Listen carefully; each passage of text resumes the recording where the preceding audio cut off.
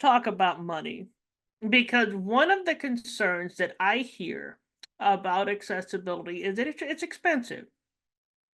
Um, and it certainly can be, right? You give them their truth, right? When somebody expresses a concern, the best way to address it is to give them their truth, and it certainly can be expensive. But there's also ways to mitigate the expense. And the first way to mitigate the expense is to incorporate accessibility at the beginning of the product development process. When you are making a new website, product, service, whatever the thing is, it costs considerably less money to build accessibility in than it does to remediate or to fix accessibility challenges that already exist. And now, you might be thinking, too late, Angela. My products are already built. There are 5 pillars of an accessibility of a good accessibility strategy. It's how Real Life Access has broken it down, and I'm going to give you one of them today. And that pillar is harm reduction.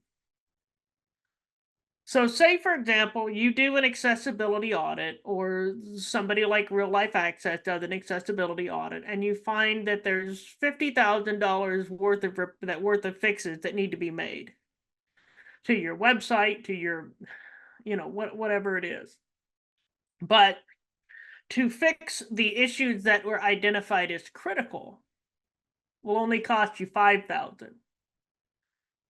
If you fix those critical issues first, then those fixes are those are the most impactful fixes you could make. So it's not that you don't make the other fixes, because eventually we're gonna make all the fixes, right?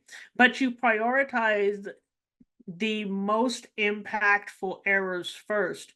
You budget that money first, and then in the coming budget cycles, you can budget for the rest. So you're spreading it out. People, when I talk to people about accessibility initially, I have to be careful, because when people look at the big picture, they look at all the things and they get scared because they think I'm telling them they need to fix all the things at once.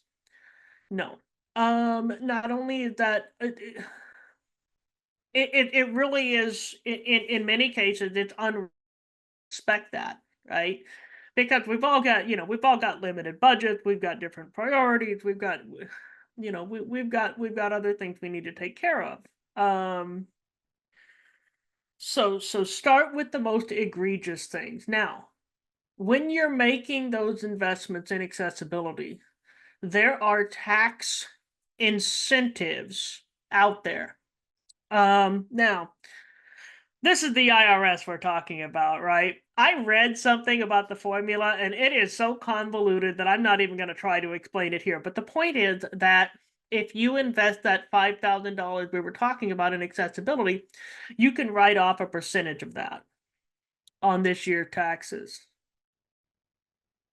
So, make sure that come tax time, you talk to your tax person, you make sure and you know claim the money that you spent on accessibility.